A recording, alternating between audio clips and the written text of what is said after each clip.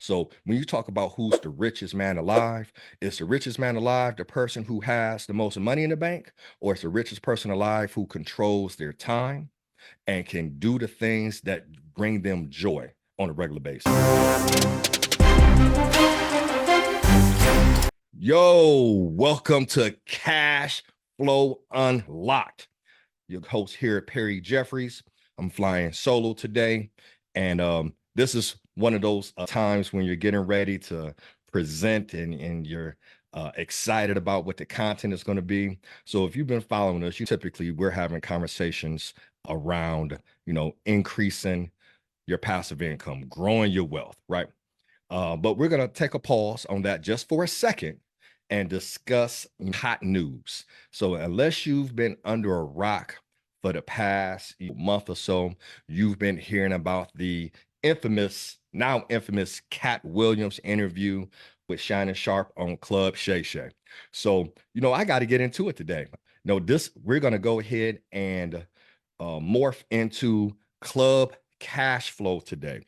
So if you've watched the interview, you know that Katt Williams did not pull any punches, called people out. He used names. He was very transparent. At sometimes, possibly offensive to some people, but he walked in his truth, and you can't be mad at that. So before we get started, if you watch the interview, they have a drink during the interview. So I think it's in all correctness and fairness that I pour a little drink here. I'm going to sip today on a little bit of this Don Julio 1942. It was a gift we received, thank out our house warning. And we're going to sip on this and get the party started. So I don't know where you are listening to this or watching this. If you have the opportunity to get you a libation, please partake with me. If not, if you don't drink, hopefully I don't offend you. I do. So if you don't drink, go ahead and get you a sip of your favorite drink, your favorite water, Gatorade, Sprite, Spritzer, whatever it is that you drink. So let's get to it. Hold on one second. Yeah, that's good. All right, so let's talk about this Katt Williams interview, right? Man, he called out everybody. He called out Cedric the Entertainer for stealing his jokes. He called out Diddy for doing things that we're finding out Diddy does, right? He called out Ricky Smiley. He called out Kanye West's choice in wife. Like when I say he did not pull any punches, he did not pull any punches. And over the past couple weeks, the social media has just been flooded with different memes about the interview, and folks, commenting and sharing their opinion, like, oh my gosh, and all the fact checking, because he said so many things that were so out of pocket, it immediately sent everybody into a fact check mode, right? And we're finding out that a lot of what he said was actually true. Offensive nonetheless, but still actually pretty true, the majority of things that he said. And then people question some things that he has said as well. But with that being said, as I've been digesting all of the, content, well, not all of the comments on the topic, right, for the past couple weeks, I had to take my time and go watch the video. So just so you know, I've watched the video twice, started watching it for an hour, then have to take a break, and then picked it up like a week later. But I also have read the transcripts because what you hear in the video may not be actually what he was saying. So having that transcript is really, really key, because I want to be able to dive into it before I got in here with you guys. So what I decided to do was discuss the video by actually going over some of his quotes. Now, here's the deal with quotes. They're just a snippet of what was said. So when you lack context, you may not understand, where he was coming from with the quote. But how I like to digest all the information that's out here, I always look for the lesson. What is the lesson that I can learn from this dialogue, right? And sometimes people don't want to hear the lesson because they don't like if somebody uses cuss words. All y'all know I cuss. I say shit, damn, I say all the things, right? So some people may be like, ooh, I can't listen to him because he's explicit, right? But I will challenge you with this.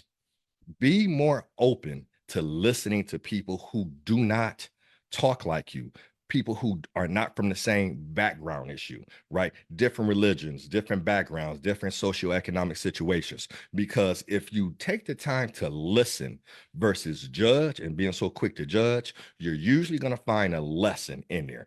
Even you can even find a lesson when a fool is talking, and that's actually biblical, right? So let's jump into this piece, my man Katt Williams. So first quote I have pulled up here, I think it was a fitting that we start with this one. Quote is, "The truth don't need motivation." Man. Whew. So as he's going in this interview, and Shannon Sharp is asking these questions, right? And he's going in on people, and Shannon Sharp is like, "Oh my God, bro! Like, whoa, that's hold on now, you know what I'm saying? Those are my peoples." You could tell, some of the folks that Katt Williams was going after was, Shannon Sharp had a relationship with. But the quote was, "The truth don't need no motivation." So how I then, extrapolate this and start to think about it, it's like, man, are you being honest with yourself about your current situation? And let me even kind of rephrase it this way. You all know that we're always typically talking about personal growth, or we're talking about, growing your wealth and increasing your passive income. But ultimately, right, we're talking about is just being truthful. Are you being truthful with your finances? So what blows my mind sometimes is that folks seem to be unmotivated to get in a better financial situation. And the deal is, the truth don't need no motivation. If you look at your financial situation and it's shit, and you are, one paycheck or one 24-hour period of going broke, why does it take you motivation to get excited about going to fix your situation? You are taking an honest look at your situation, because the truth don't need no motivation. Be honest with yourself.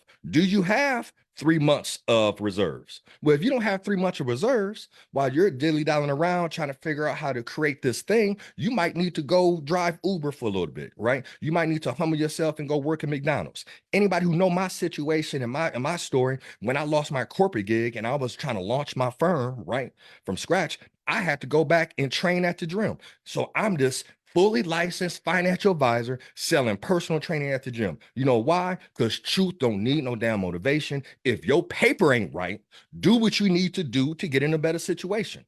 Period, point blank. So that's the first quote. I was like, man, I felt that. The truth don't need no motivation. Let me take a sip. Hold on. Next quote had me cracking up. And these are quotes. Again, these are coming directly from the transcript. You know, they were talking about money and wealth, and I says, Katt Williams says, "I'm one of the richest men that ever lived.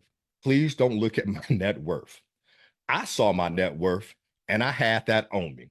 And they both fell out laughing. So, and to kind of give you some context what they're talking about, he's like, man, everybody talking about, hey, this person's a billionaire, this was a multimillionaire, a thousandaire, whatever the case may be.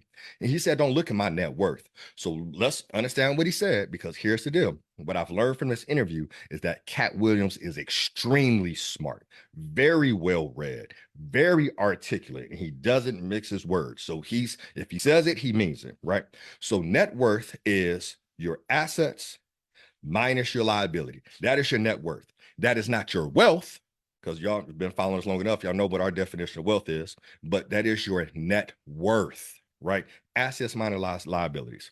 So he said, don't look at my net worth, because on paper, his net worth was a number, and he had that on in clothes and jewelry, which is, funny, but then sad in the same sense. It's like, whoa, what message are you sending? But again, everything is in context, because when you watch the rest of the interview, he goes on to say how he's adopted, if I'm not misquoting, 6 or 7 kids that he raises by himself. And he says that he can wake up anywhere in the world and not have a need for anything, right? So his wealth is the fact that he has time freedom. His wealth is that, his net worth, he's wearing that in jewelry and designer gear or whatever it is that he's wearing. But the deal is, his wealth is the fact that he never is in need. He is in a position to take care of not only himself, but another 6 or 7 other human beings. And that is so powerful. So again, watch the video, watch the interview, because you'll see people out here throwing these different quotes out here. And if you don't understand the context or you haven't watched the video all the way through, you may take it the wrong way. So the lesson I took from this is like, man, that's powerful, right? And he even went on to quote and say something to the effect of that how poor Jesus was, right? Jesus wasn't a man of wealth, right? He walked around the common people and helped, the commoner and connected with, every walk of life. So as we are focused on getting this money, right?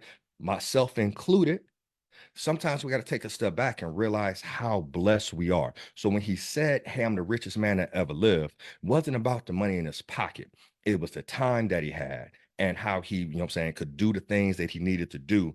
And regardless where he woke up, he never had a need for anything. And maybe that need was being fulfilled because of who he was. People would give him things or things, of that nature. So it was just amazing. And he went on to talk about how when he went into a city to do a show, and let's say he got paid $100,000 to do a show in a city, he would take 10% of that and go into the city and give to the homeless shelter. That was his form of giving.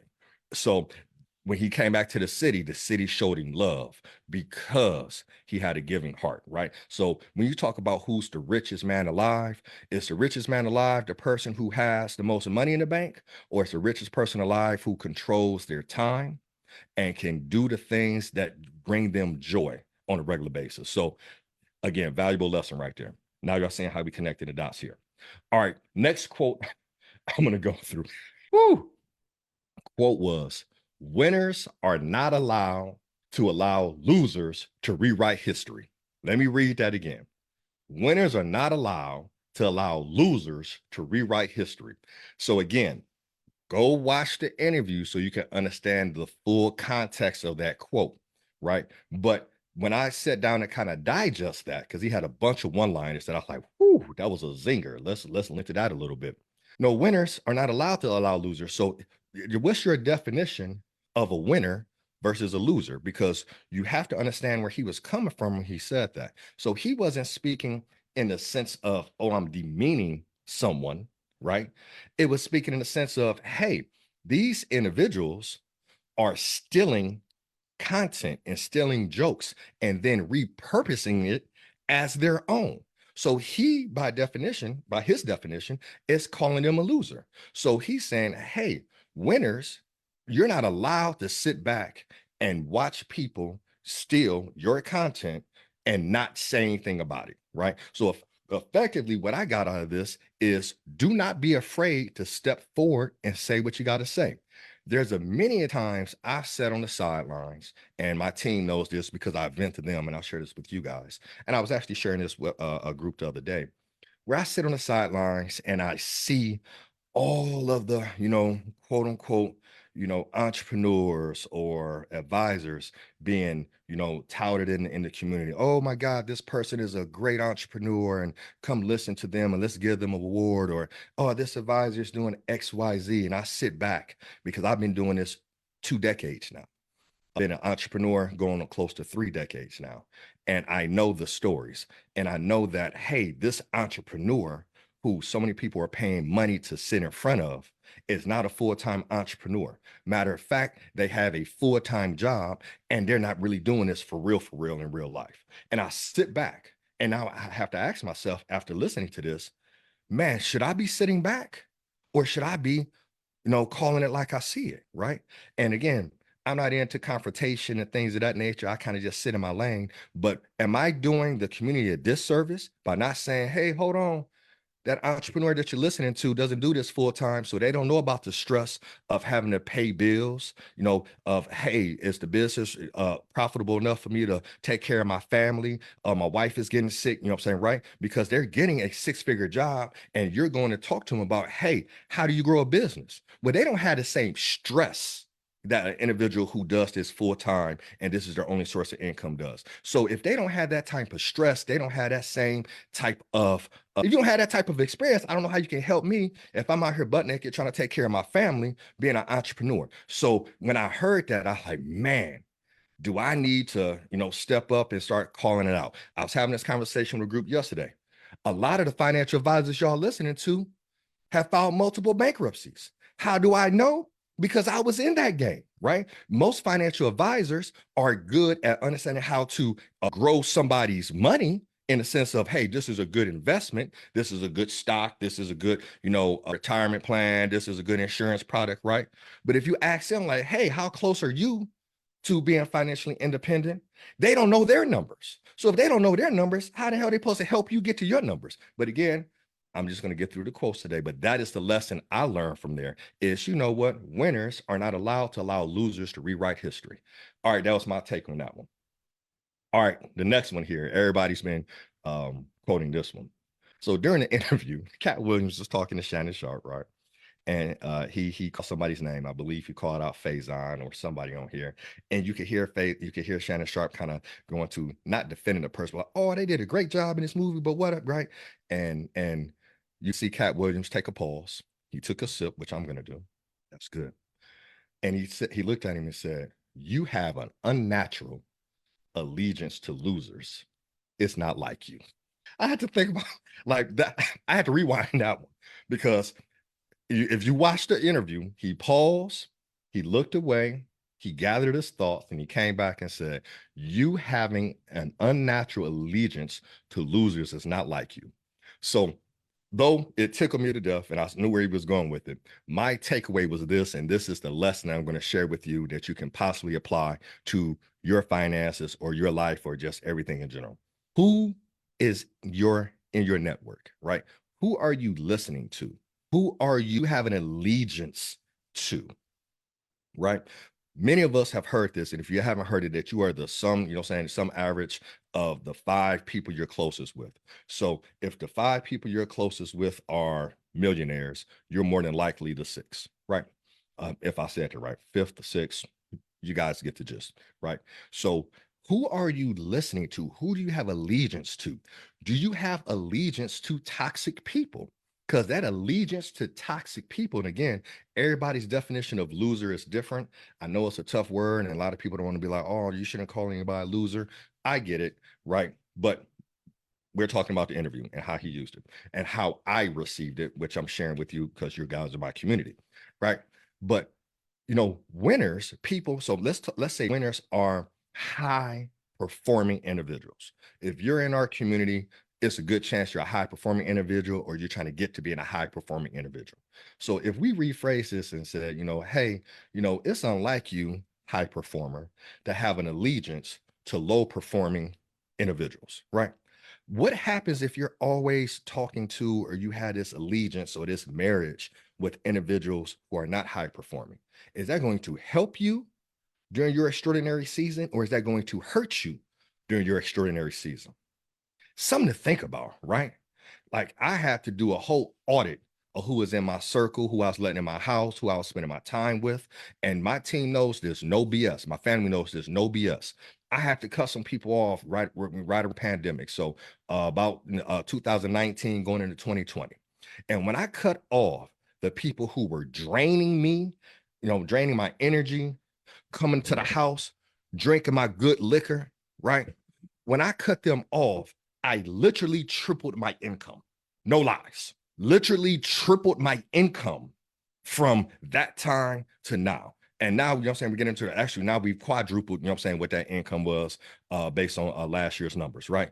And what I did was my allegiance or my connection, I had to break it because they were not functioning in a high performing standpoint, not where I was trying to go. So I rather break that allegiance and roll solo by myself than continue to tread water with people who aren't high performing or people who aren't growth oriented. So that's what I got from that, y'all. So you could write that one down. Again, you got to watch the interview because it was absolutely hilarious how he positioned that. You have an unnatural allegiance to losers. It's not like you. All right, let's get into the next one. And I'm glad I went to the transcript on this one because you kind of missed it in the interview. So Katt Williams was telling a story about literally like leaving home at like 12 or 14 years of age or something on those lines. He's very well read. And he said, that he's read 1,000 books a year from the time he was 8 years old to the time that I'm 12. No books at all. I'm only reading nonfiction, right? And the internet went crazy on this. Like, no way. He read 3,000 books a year. That would be this many books in a day and dot, dot, dot, dot, dot. Right. So is that number, what, let's take a step back, and there's a couple things I'm going to address here. Did he read 3,000 books a year? I don't know. But people, because they don't read a lot, maybe don't understand that some books are very short. There are some very short books that you could knock out in a day. So just because it may take you, 10 hours or, 10 months to read a book, doesn't mean that he wasn't banging through multiple books in a day. It is a thing. And at 8 years old, what was he reading? So he could have been reading little how-to books and things of that nature. Who knows? But I will tell you this, that man is extremely articulate and has a phenomenal command of the English language. So he's very well read. So do I think he read 3,000 books? Understand, a book could be a 10-pager. And yeah, if that's the case, you probably could bang through that many. But I don't know. I wasn't there with him when he was 8 years old. But again, it just always amazes me how people want to interject their opinions based upon their deficiencies and things of that nature. So I know for certain, without a shadow of a doubt, a lot of the folks saying Katt Williams didn't read 3,000 books has not read a book since they graduated from high school. And if they went to college, they have not read a book since they graduated from college. So instead of criticizing the man for maybe overestimating or exaggerating reading 3,000 books, why not applaud somebody who sees value in growing their mental, their knowledge base and their language base and things of that nature, right? So that's what I took from there. Now, here's the deal. And I was thinking about this in the car before I got home to just for you guys. Hold on. I'm gonna lean into this one real quick. So this may hurt somebody's feelings. And I'm not here to hurt feelings. I'm just here to just kind of share some transparency here. Most of y'all don't read enough. Period, point blank. People criticizing him for saying, and mind you, I have the transcript here. He said, I'm probably 3,000. He didn't say I read it. He said, I'm probably reading. Probably, hey, I probably spent $10,000 last month on things I don't know, but I haven't really checked the numbers, but that's what I'm estimating in my head. So again, just to the level set. But kind of going back here, right? Most of y'all don't read enough. Sometimes folks talk to me and they're like, oh my gosh, how do you know that? I was even having this conversation with my daughters here recently, and they're like, Dad, like, how do you know that? And I told my daughters, and they know I wasn't being arrogant because I direct to my children, to my wife, and to my family. They know that. I said, I'm just smarter than people. And they're like, huh? I said, yeah. And I'm not smarter because I rolled out of the womb when I was born. I was this smart person, but I read more than a majority of people. I guarantee I read more than 90% of the population. I was thinking about it, every strategy that I've implemented and kind of woven together came from me first reading a book. Let me go through a list for you real quick. Multiple Streams of Income by Robert G. Allen. I read that back in early 2000, I think 2000, 2001. First got me exposed to all these different ways to make money. That's actually how I get into the stock market. And that's actually, one of the books that helped, take me to moving towards real estate, right? So I read the book. I had an understanding of it, and then I went got expert help so that I could master it. Because the book is only going to tell you so much. It's not going to really address the nuances when you start doing the thing. But I went and read the book multiple times, was ready to implement, and then hired help and got some coaching. Another book, Robert Kiyosaki's Rich Dad, Poor Dad. Great book, right? Got me thinking about residual income and get off the efforts of other people and not trading your time for dollars. And again, I read the book. I didn't have to have nobody spoon feed it to me. I read it multiple times. The Cash Flow Quadrant by Robert Kiyosaki. I read it multiple times. And even to start to sharpen that's even more, I went and bought the game. And I played the game multiple times. I had to teach other people how to play the game, which when you teach, you actually learn as well, right? Another book that I implement today, Profit First by Mike Michalowicz. I was exposed at a mastermind that I had, paid $10,000 for. And they came in and presented Profit First for about 15 minutes. And I was like, wow, this is a phenomenal concept. If you're not familiar with Profit First, go grab the book. So what did I do? And my wife can attest to this. I believe I first got the Audible book, but then I ordered the book and I literally read the book in a weekend. So I got home. I read the book on the weekend. So, and this is like Saturday, Sunday. Entire book was read. Monday, I was in the office on the computer putting together how to implement the process in my business so that I can then go help other business owners. So literally, I digested the book and read it immediately, right? So super important there. I can just go on and on with the books that I've read and how I implement them. I have so many books sitting over here, and that's how I get smarter. So when I told my kids I'm smarter than most people, it's not because, hey, Perry's, arrogant asshole or nothing along those lines. It's no, I take the time to get smarter. Hence, I'm smarter. It's no difference than saying I'm a better shooter in basketball than most people. You know why? Because I put in hours in the gym working on shooting. So it's okay for me to say, hey, I'm a better shooter than most of y'all because I put in the work, right? So when I critiqued him on that and he said that, regardless if he did do 3,000, the fact that he's reading and he's a ferocious reader and he's, and just all, that's impressive to me. And you can tell in his speech and how he puts words together and things of that nature. All right. Whoo. Let's take a hard pause on that one. Here's another one right here. So I copied this today so I can share it with you guys. So Shannon Sharpe and Katt Williams were having this conversation and was talking about how Katt Williams financed his first stand-up. So Shannon Sharpe, quote, "You financed your first stand-up. You had 20,000. It cost you 22,000. You had 20 to your name. Yeah, why did you decide to do that? You believe that much in Katt?" And his response was, "I believe that much in business. In business, the goal is for you to become independent and be the boss. Take the responsibility and also get profit, right?" And then he said, "Okay, that's all." And he said, "And so I'm not stuttering, can I be looking for you to put me on if I wouldn't?" What he meant was if I wouldn't put myself on. "And if I can't show you what you've missed out on, why would you believe in me now?" Whew. And that's heavy, right? For all of the folks out here claiming they're entrepreneurs and or trying to be entrepreneurs, are you willing to bet all the chips, push all the chips in and bet on you? I could, we could probably stop the on that alone, that question alone, and y'all can go ponder that one. So he had 25,000 to his name, and he put 22,000 in on betting on himself, right? And he said, Shannon asked him, "Hey, you believe in Katt that much?" He said, "Man, I believe in business. I believe that much in business. And business, the goal is for you to become independent and be the boss. Are you willing to put the chips in?" Now, I say that to say, I'm not, telling you to go out here and mortgage the crib and bet on your dream, right? Because before he did this, he perfected his craft.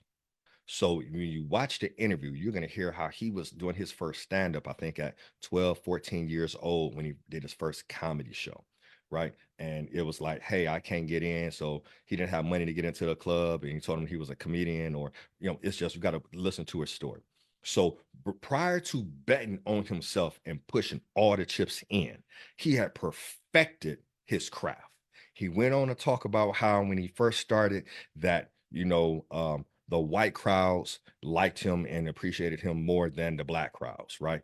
And then he's like, okay, cool. And then, hey, let me go live here and perfect this. So he traveled. He lived in Oakland. He lived in, I think, was San Francisco. You know what I'm saying? He perfected his craft before he went to, I think it was LA, where he knew the crowds were going to be mixed, right? So he could connect with all races and whatnot. So in addition to being an avid reader, he perfected his craft. And after he perfected his craft and he was good, then yes, time to push in my chips because I believe in business. Woo! And that right there struck a chord with me. I was watching that. I think I saw that last night and said, man, I believe that much in business. Got me thinking like, when I lost my gig and I'm having a conversation with my wife about, you know what, I'm not looking for another job. I'm going all in on me. right? If you want to hear that story, go check out our other podcast episode. I think it's Bet on Yourself. You know what I'm saying? If you look at our stuff and pull up my story of Django, you know what I'm saying? That story is in there. So I'm not going to spend the time talking on here, but you'll see it in some of our other episodes. Woo, man, that world right there. All right, let's see what else we got in here. This was deep. And again, watch the interview because I'm just giving you the snippets. You want to know the context. You want to know what's said before and after so you can really understand it. But they were having this conversation about education. And Katt says, this is a country where we don't pay the teachers and we say the kids are the most important thing. Now, we all heard the song, the children are our future, right? I agree with that. But the people who are pouring into our children outside of us in our household are the teachers, right? And if the teachers don't have it in them to, you know what I'm saying? It's kind of like I used to use this example. I heard this example and I've used in the past where if I had a cup of red juice, right? And you have an empty cup over here and you want blue juice, blue Kool-Aid, right? Well, I can't give you what I don't have. I can pour my red juice into your cup, but if what you needed to go to the next level was blue Kool-Aid, if I don't have it in my cup, I cannot give it to you. I cannot give to you what I don't have. So at one point in time, are we going to get to a point where we are having conversations and getting our teachers compensated, right? To be able to, pour into our children because it's more than just teaching our children how to pass a test. So let me connect this with the financial literacy piece. I was pleased to hear that, finance, personal finance, an elective for my daughters going into high school. Well, for us, that's a non-elective. Personal finance is not elective. Your ass is going to have to know how to manage your money, right? And my daughters are starting to get that down now with the apps that we use. They have an investment account, they have a savings account. They're starting to see like, oh my goodness, I'm saying? I'm spending money over here. One daughter came in, it's like, oh dad, I'm saying? I figured out how to stop spending money. I'm gonna put this money over here and only keep this in my pocket, right? We're playing the cash flow game for kids, right? So going back kind of just at a zooming out and looking at this, we have to become better teachers of our children. And unfortunately, we as adults and parents are really the first teachers. So let's pull this out. The quote says, this is a country where we don't pay the teachers and we say the kids are the most important thing, which is totally backwards, right? But we are the children, we are our children's first teachers. Are we learning what we need to know to be able to set them up to win, right?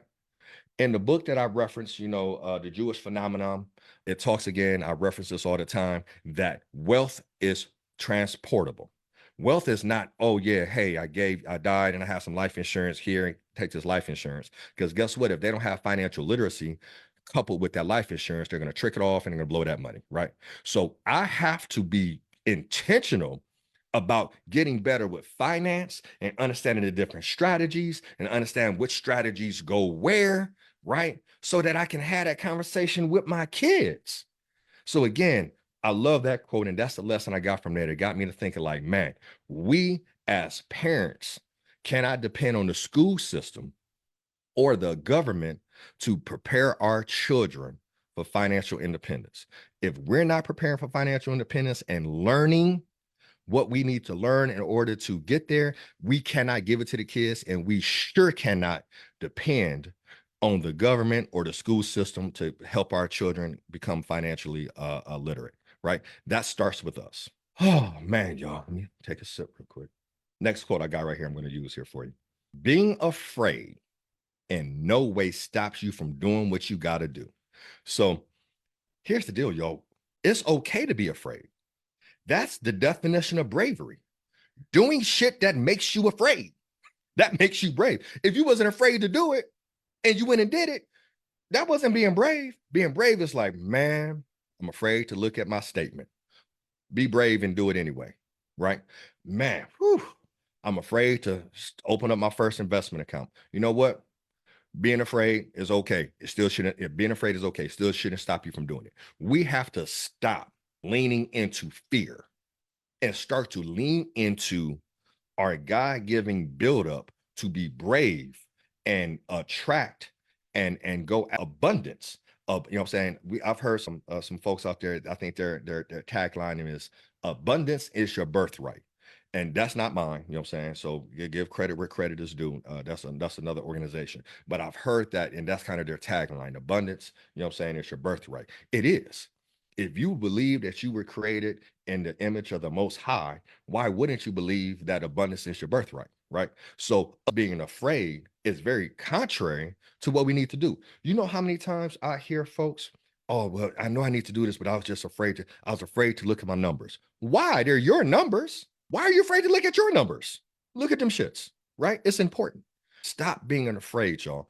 Bravery is doing things that you're afraid to do, right? So I love that quote. Being afraid in no way stops you from doing what you need to do. All right. I think this last one is going to be where we're going to end this call on, in this training on. So they're having this conversation, and I believe he was talking about how he's living his life. And Katt Williams talked about how he's living his life, and that he doesn't really have a need, and anything he needs is right there at his fingertips. And he may not have the highest net worth, but he's the richest man alive, right? And the question was asked, and his response was, tonight could be your last night.